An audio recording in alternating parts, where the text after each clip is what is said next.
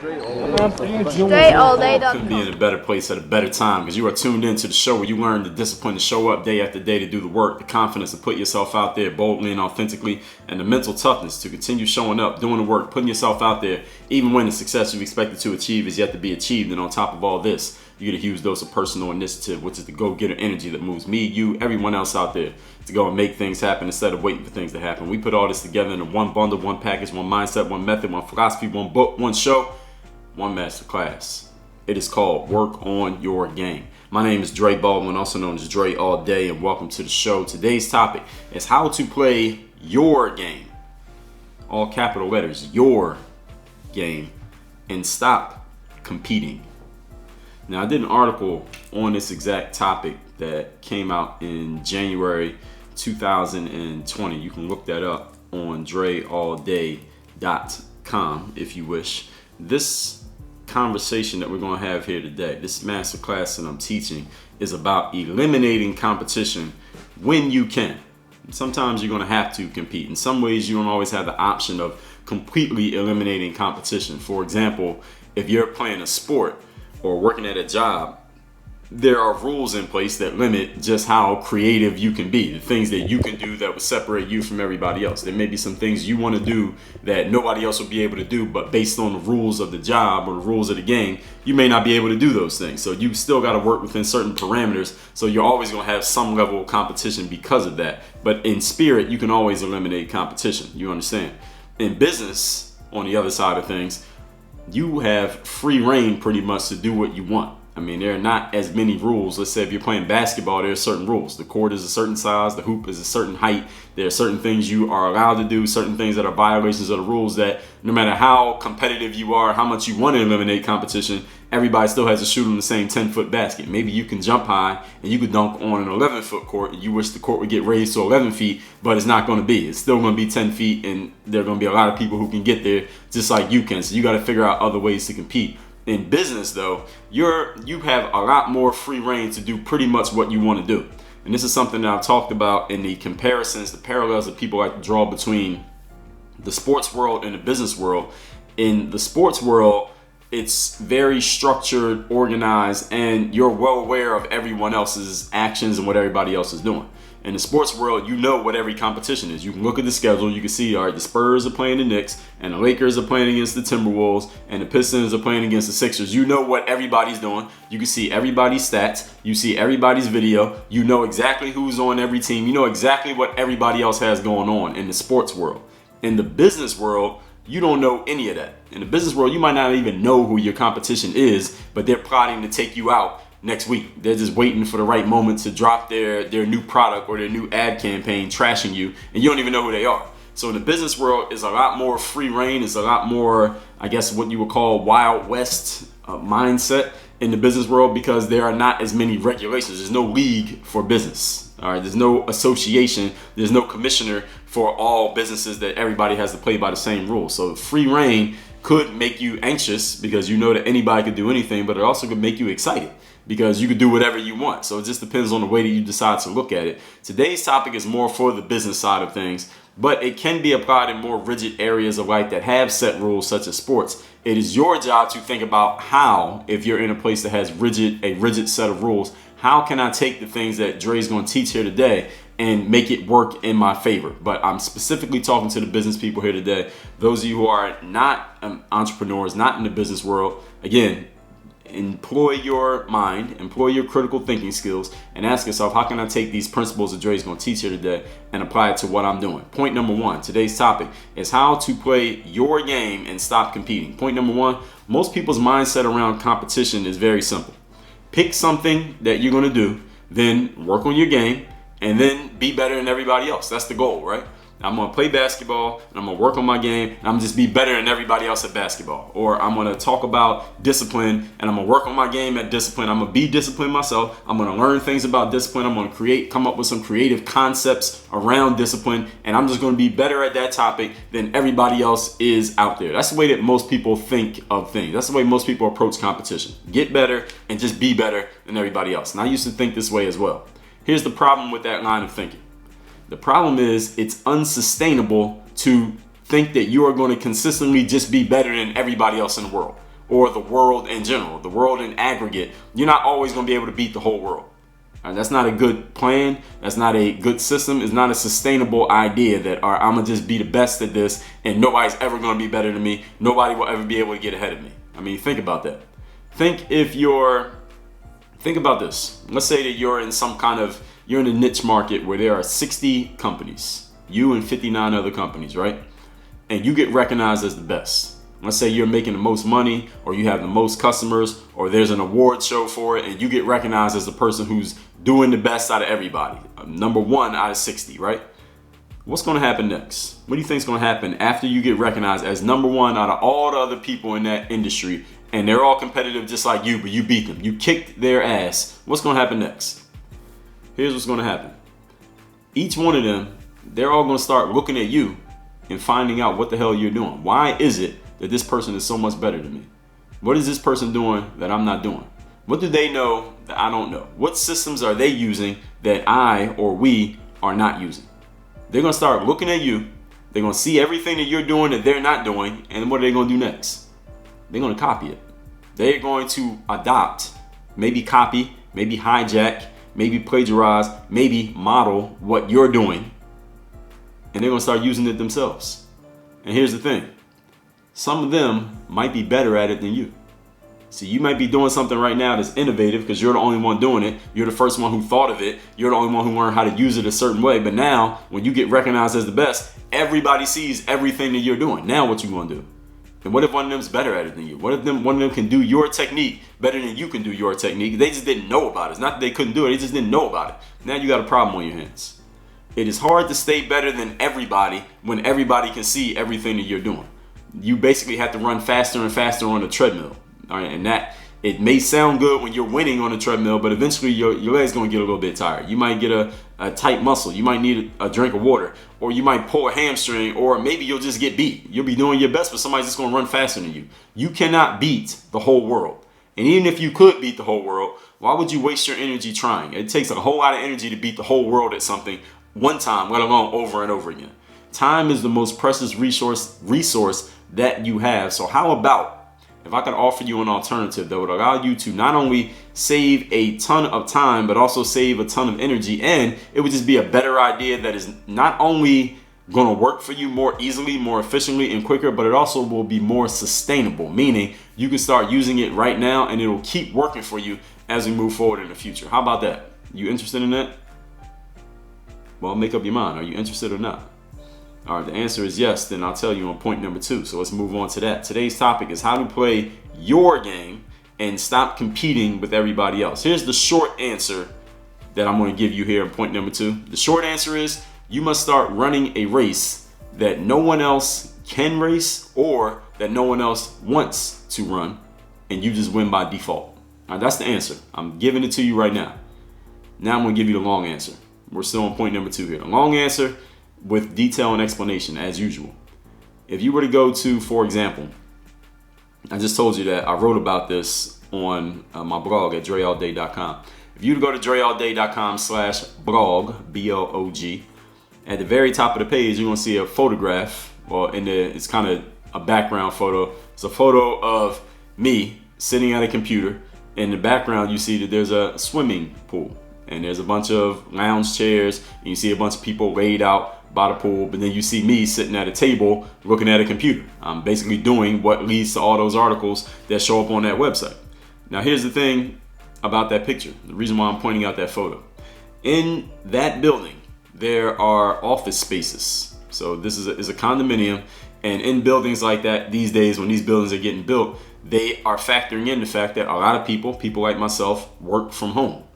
And these are people who are freelancers, entrepreneurs. Maybe they work at a company, but they've worked out an arrangement where they can do all their work without actually showing up to an office. Therefore, the buildings make sure they're adding in ample common areas. That's what they call it. A common area is like an area in a building or an apartment that everybody who lives there can use it, such as a swimming pool, such as a gym, such as a lounge or something like that. A place for everybody to use. Buildings are they're factoring in more and more common area space when they're building their buildings these days, because so many people like myself and maybe like yourself work from home. So in this particular building, they had these offices that were like a private office. You can go into the room and close the door, and you would have a private space to yourself. So if you wanted to have a meeting, if you wanted to record a podcast episode like I'm doing right now, if you just wanted some peace and quiet, you just want to work and not have any noise around you, you don't want to have to listen to the conversations of anybody else who's using the common area, you could go into these little rooms. The problem with the rooms is, not the problem, but the challenge is, there was only 2 of them in the whole building.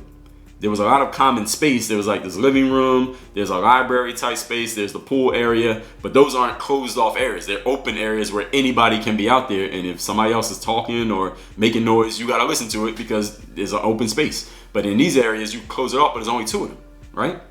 The challenge was, first of all, let me tell you how it was good. When I first moved into the building was only about 40% full. So there weren't a lot of people living in the building yet. So I would use these office little areas, and I would basically have free reign of the area for the whole day because nobody else was coming in there because there wasn't that many people living in the building. But over time, the building started to fill up. More people started to move in. More people who worked from home came in. And eventually it got to the point that a lot of people were trying to use these rooms. There were more people trying to use the rooms than there were available space in the rooms. So these rooms started to be very competitive just to get in there and use it.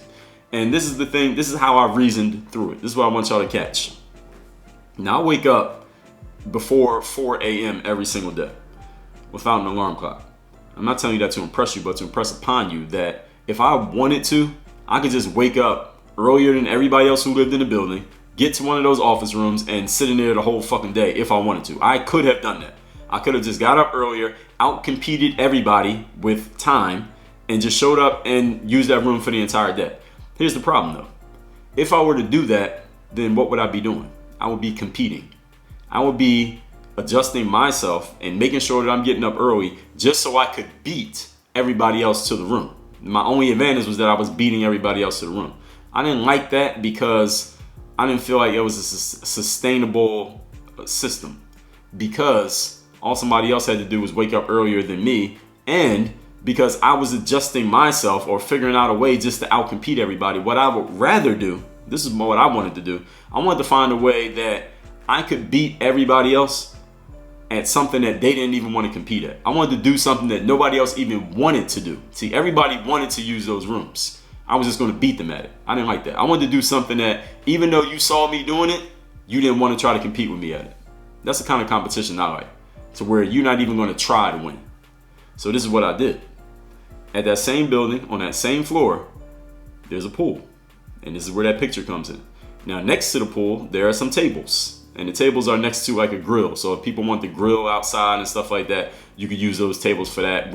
Invite some people over, cook food, be near the pool, do things like that. And people definitely use it for that. But they would do that most of the time at night. I do most of my work during the day. You know, people aren't partying during the day. They do that at night.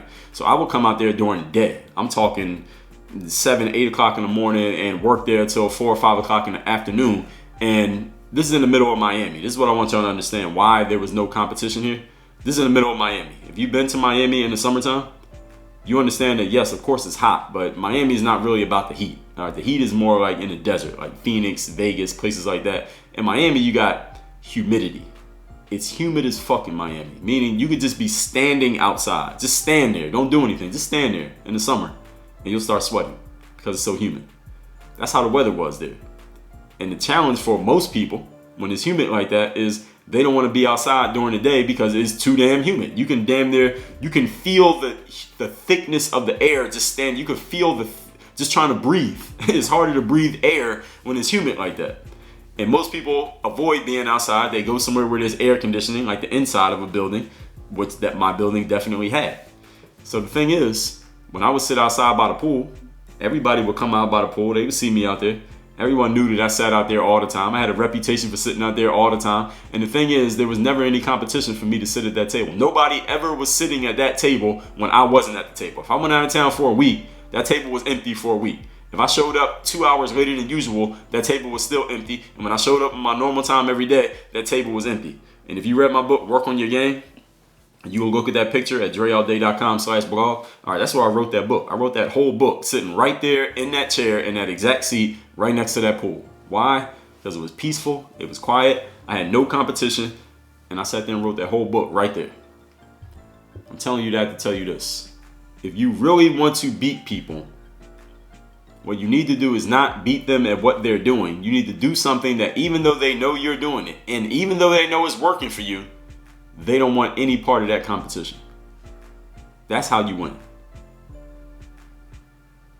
If you want to win easy in life, you must figure out what race can I run that will not only produce an outcome for me, but even if everybody knew about it, they don't want to enter the race. This is insight right here. Masterclass 1177, insight. If you want to 10x your results, you got to start working with insight, meaning asking yourself tough questions that will produce breakthrough answers, even though right now you don't have an answer. This is insight. When I was coming up in basketball, I talked about this in my book, Work on Your Game. I need to get better. Problem was I didn't have a court to practice on at the times that everybody else was outside. The courts were all full. But I realized that during the daytime, because it was hot as hell, nobody wanted to come outside. It was too hot. It wasn't too hot for me. I came out on those courts. I worked on my game on the outdoor courts in the middle of the day in the heat of Philadelphia in the summertime on concrete, blacktop. And that's how I got better. So I guess one of my superpowers is excessive heat doesn't bother me as much as it does the average person. So that was my advantage. And I used that to make myself good in basketball. It was too hot for most people. It wasn't too hot for me. So when you find out what keeps people away from doing certain things, if you can deal with it, that's when you have an opportunity. But it doesn't have to be about heat. You need to figure out what it is for you. What race can you run that even though everybody else knows you're running that race, they don't want no part of it? Point number 3. Today's topic is how to play your game and stop competing. Here's the challenge with doing what I just described. Now, what I just told you is a great idea, and it will absolutely work for you once you figure it out. But here's the challenge, is you got to figure out what it is. What's the thing that you can do that even if everybody else knew exactly what you were doing, they couldn't jump in, they couldn't copy you, they couldn't knock you off, they couldn't try to do the same thing that you're doing, they couldn't come in and be Mr. Me Too doing the same thing that you're doing. You got to figure out what that thing is. What can you do, here's the question, that has value, yet nobody can beat you at it? Even if they tried, even if you laid out every single detail of what you're doing, nobody could beat you at it, even if they knew about it. And it produces value for people, because if it's not producing value, there's no point in you doing it. There's a wise marketing guy by the name of Russell Brunson. I heard him call this the prolific zone. I don't know if he made it up. Maybe he got it from someone else, but he's the one I heard say it. The prolific zone is when you are not doing something that is commoditized, meaning it's so boring that everybody else is already doing it. There's nothing interesting about you doing it because you're just another of a million people who is doing it. That's the boring end of doing something. But then there's on the other end of the scale, you got the crazy end of things. This is when you're doing something that is so unique, so novel, so outside of the box, that is so crazy that people don't quite understand it. Therefore, you can't really give anybody value because they don't even know what the hell you're doing. There's an example of, I don't know if any of you ever heard this documentary called Eating the Sun. Yes, eating, like eating for dinner, eating the sun. And there was this group of people who did not eat food at all. They did not consume any food. All they would do when the sun was out, they would go outside and stare at the sun. And by staring at the sun, that's how they got their physical nourishment. Now, I don't know if this is sustainable. I don't know if it makes sense nutrition-wise or health-wise, or I don't know if these people are still doing it. But eating the sun is something that very few people want to compete with you at. The problem with nobody wanting to compete with you is that also a lot of people don't quite understand it. It doesn't quite make sense to enough people. Therefore, you're not really creating value for anybody because people don't understand it. They can't get it. They can't do anything with it. So you'll go a bit too far on the other end. Now, you don't want to be on the basic end. Let's say if you were working in nutrition, you could tell people, well, look, you need to be healthy. You need to take a 30-minute walk every day and drink a lot of water. All right, those are true, and it would produce value. The problem is there are 3 million other fitness people out there saying the exact same thing. So you're on the boring end of the scale. You don't want to be at the boring end, but also you don't want to be telling people to eat the sun, because that's like the crazy end. You got to find a balance somewhere in the middle there where you're prolific, meaning you are different enough from the boring people that you stand out, but not so crazy that people don't quite get what the hell you're talking about. And this takes work. All right, this is going to take some insight. This is going to take you asking yourself some provocative questions, some questions that you do not yet have answers to. This is the work that you have to do to figure out how you separate yourself from everybody else. There's a guy by the name of Dave Asprey. Maybe you've heard of him. He created this product called Bulletproof Coffee. Maybe you heard of that. Bulletproof coffee is not a commodity because everybody knows what coffee is, but his was bulletproof coffee. What made it bulletproof was that basically he put butter in the coffee. That was pretty much all that it was. I'm not a coffee drinker, but I have tried bulletproof coffee and it was very energizing. But the thing is, I don't drink coffee at all, so it could have just been coffee that was energizing. It might not have been the bulletproof part of it, but we'll never know because I didn't do a controlled test on this. I'm not a coffee drinker.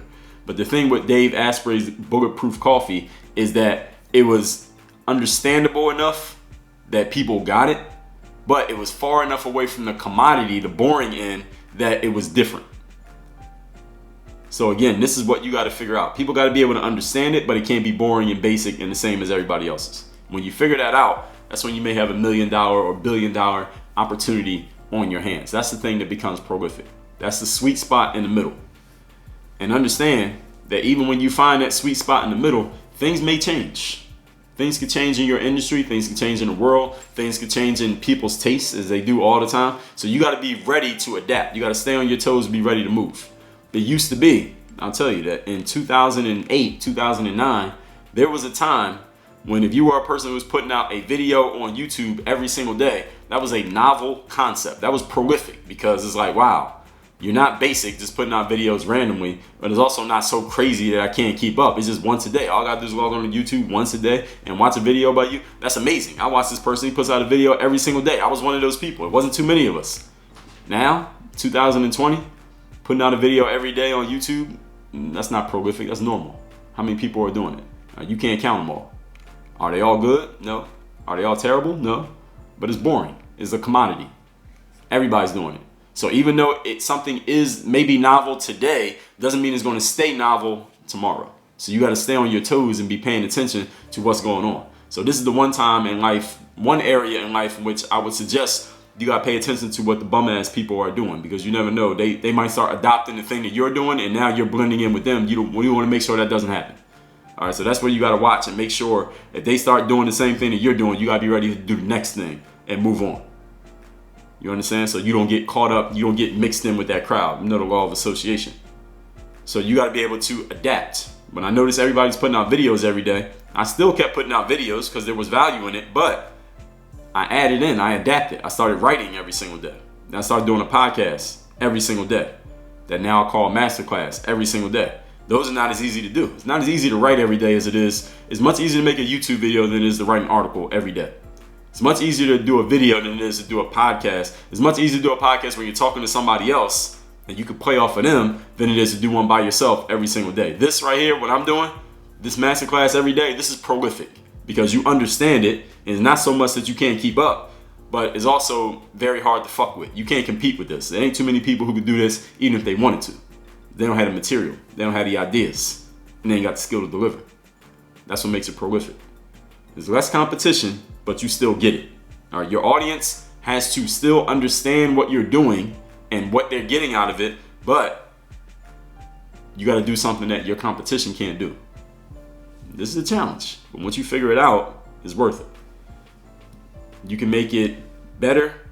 You can niche down, and once you make it better, what the thing is, once you make your thing better than what everybody else is doing, you can continue to niche down more and more. All right, get more detail. All right, I'm gonna put out a video. Now I'm gonna make a video for carpenters. Now I'm gonna make a video for carpenters of houses. Now I'm gonna make a video for carpenters of 3-bedroom houses, or whatever it's gonna be. I'm just making that up off the top of my head, but you get the point. Is you can continue to niche down and get more specific about what you're doing until you're talking to a very, very specific audience of people. So Dave Asprey could have made bulletproof coffee only for truck drivers and got very specific and own the whole truck driving space. Or somebody could come in and do that to him and try to undercut him by doing that thing. So you got to figure out what is that thing that makes you prolific and separates you from everybody else in the group. This is how you stop competing with everybody else. So let's recap today's class, which is how to play your game, and stop competing. This is about eliminating competition when you have the opportunity to do so. This topic is more, again, for the business side of things, because in business you have a wider range of doing what you want as opposed to, let's say, in sports or at a job or something like that, where there are certain rules that you must abide by even if you don't want to. Point number one, Most people's mindset around competition is to pick an area, work on their game really hard, and then just be better than everybody else, or at least try to. I used to think this way as well. The problem is this is an unsustainable method to just consistently be better than everybody else in the world. All right, think if you're beating 60 people or something and you get recognized for it, they're all going to look at you, see what you're doing, dissect it, and they're going to start copying you. Now you got all this competition. Man, some of them might be better than you at the thing that you were doing. Now you got a problem. It's hard to stay better than everybody when they're watching you. You're running on a treadmill, you're running on a hamster wheel. You just got to run harder and harder until you pull a hamstring or you just lose a race. You can't beat the whole world. So save your time by doing something better, which is point number 2. Run a race that nobody else can race or nobody else wants to race, even though they know about the race. The long answer is, as I said, you don't want to get into competition with people. If you're doing something where you're trying to beat everybody else at the same thing, like I was trying to beat everybody to this little office space in my building, I thought of a better idea. How about I go sit by the pool where it's too humid for most people to come outside? Now nobody can compete with me because nobody wants to do this, even though they see there's opportunity in it. You got to figure out what that opportunity is for yourself. And basketball did the same thing. Working out outside when it was too hot for everybody else, I had an opportunity. I had the court to myself finally. The challenge for you, point number 3, the challenge is finding out what is that race going to be. What is the thing that I can do that produces value, but nobody wants to compete with me at it, even though they know about it. Somebody called this the prolific zone. It's not boring and a commodity, but it's also not so crazy that nobody understands it. Eating the sun is crazy. Bulletproof coffee is prolific. Basic coffee is basic. There's a sweet spot in the middle. Figure out what that is, and things will change. So whatever's the sweet spot today may not be the sweet spot next year. It becomes normal and boring. Used to be novel to put out a video every single day on social media. Now it's normal because everybody's doing it, even people who aren't good at it. So now what else do you got? What else can you do? How else can you adapt and change with the changing time? So this is why you got to keep paying attention to how things are changing always in life, and never let the change engulf you because you got caught not paying attention. Masterclass 1380, how to adapt to change quickly. Masterclass 1373, how to change your energy. Masterclass 1277, it's easier to change yourself than it is to change others. Number 1250, how to change your story. Number 1182, stop trying to change people. Listen, we got so many on change. I ain't gonna list them all here for you. We'll run out of time. But listen, you're already a member of the game group. Go in there, look at the master list that I added. If you haven't seen that master list, I've listed every single masterclass that's ever been done is listed there. So you know what they all are. So it's easier for you to find them and go look for the ones that you want. Work on your game. Dre all day.